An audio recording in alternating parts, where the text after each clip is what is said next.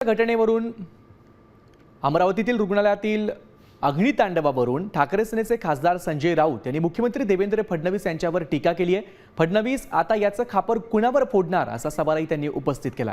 दरम्यान अत्यंत एक महत्त्वाची बातमी समोर येते। एनआयसीयू मधील फायर फॉगर्स कार्यान्वित नव्हती, आग लागली तेव्हा फॉगर्स सुरू झालेच नाही अशी देखील एक शक्यता समोर आली आहे। 2022 मध्ये ज्या कंपनीच्या याचा स्फोट झाला होता त्याच कंपनीचं व्हेंटिलेटर पुन्हा का बसवलं असा सवाल आता या निमित्ताने उपस्थित झालाय। एनआयसीयू मधले फायर फॉगर्स कार्यान्वित नव्हते असा देखील आरोप आता होऊ लागलाय।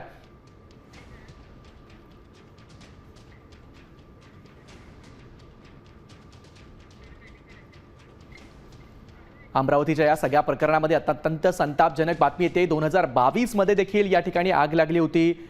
आहे की जे फायर फॉगर्स आहे ते फायर फॉगर्स जे आहे ते वेळेवर सुरू झाले नाही आणि त्यामुळे जो आहे ती आग विझवण्यासाठी जो विलंब झाला। सध्या आपण याच वॉर्डमध्ये आपण बघतो की वरती हे संपूर्ण फायर फॉगर्स आहे। ज्यावेळेस आग लागल्या जाते त्यावेळेस हे संपूर्ण जे पाणी आहे ते पाणी त्या वॉर्डमध्ये पळतं आणि त्यानंतर बघितलं तर आग विझवण्यासाठी मदत होते। मात्र हे जे फायर फॉगर्स आहे ते फायर फॉगर्स कुठेही सुरू झाले नसल्याची जी माहिती आहे ते खुद्द जिल्हाधिकारी यांनी दिलेली होती आणि त्यामुळेच ही आग जी आहे ती मोठ्या प्रमाणात या संपूर्ण वॉर्डमध्ये जी पसरली होती। आपण पाहू शकतो की संपूर्ण जे वरती जे संपूर्ण फायर सिस्टीम या ठिकाणी लावण्यात आलेली होती, संपूर्ण प्रशासनाने तयारी केली होती। मात्र जे सिस्टीम लावली ती फायर सिस्टीम कार्यान्वित नव्हती, त्यामुळे जी संपूर्ण आग या संपूर्ण वॉर्डमध्ये पसरली आणि त्यामुळे जो त्या बालकांचा मृत्यू झाला। आपल्यासोबत काही प्रहारचे कार्यकर्ते या ठिकाणी आहे, आपण बोलूया। तर काय सांगाल, काय नेमकं तुमचा आरोप आहे?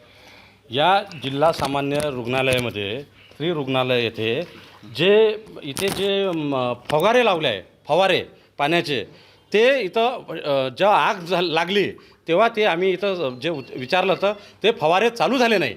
आणि ह्या ज्या मशीन आहे इथं 4 वर्षाआधी व्हेंटिलेटरच्या ह्या कंपनीच्या मशीना जळल्या होत्या, त्वरित डबल त्यांनाच काऊन तो कॉन्ट्रॅक्ट देऊन त्या कंपनीच्या ज्या व्हेंटिलेटर मशीन आहे त्या कशा काय लावण्यात आल्या आहे।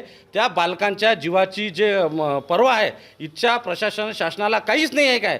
आमचे बरं झालं इथं जे सुरक्षाकर्मी आहे आणि महिला 2 सफाई महिला कर्मचारी आहे त्यांनी आणि सुरक्षाकर्मींनी या नवजात बालकांचा 6 बालकांचा त्यांनी जीव वाचवला आणि ते इथून प्रायव्हेटमध्ये त्यांनी रात्री 4 वाजता हलवले।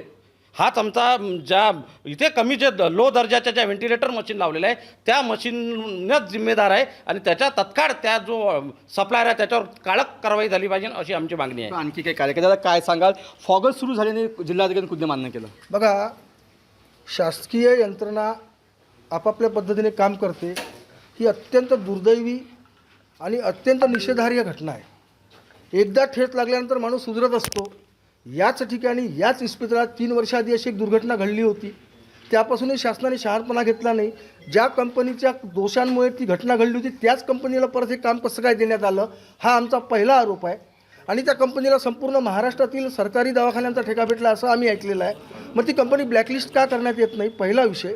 दुसरा विषय, जे फॉगर्स आपण बघताय हे फॉगर्स ॲटोमॅटिक सेन्सिटिव्ह सेन्सरवर असले पाहिजे, हा त्याच्यामधला एक लॉ आहे। आणि जर तुमचे सेन्सर काम करत नसतील, आपत्कालीन यंत्रणा जर तुमची कार्यान्वित होत नसेल, मग ही सिस्टीम बसवण्यासाठी जो खर्च लागला त्या खर्चामध्ये काही काळाबेर झाले आहे का, हाही आमचा प्रश्न या ठिकाणी आहे। अतिशय तीव्र आरोप ज्या या ठिकाणी कार्यकर्त्यांनी केलेला आहे। फॉगर्स जे आहे ते फॉगर्स सुरू का झाले नाही, सोबतच 3 वर्षाआधी ज्या व्हेंटिलेटरचा स्फोट झाला होता त्याच कंपनीला पुन्हा कॉन्ट्रॅक्ट देऊन या हॉस्पिटलमध्ये त्याच कंपनीचे व्हेंटिलेटर का बसवले असा गंभीर आरोप जो आहे या ठिकाणी प्रहारच्या कार्यकर्त्यांनी केलेला आहे। मात्र असं असलं तरी फॉगर्स का सुरू झाले नाही, जर फॉगर्स सुरू झाले असते तर त्या 3 बालकांचा जो जीव आहे तो वाचला असता। मात्र ते फॉगर्स कोणत्या दर्जाचे होते, फॉगर्सची का कार्यान्वित नव्हते असा प्रश्न या ठिकाणी उपस्थित होतो आहे। अमर घाटे, साम टीव्ही, अमरावती।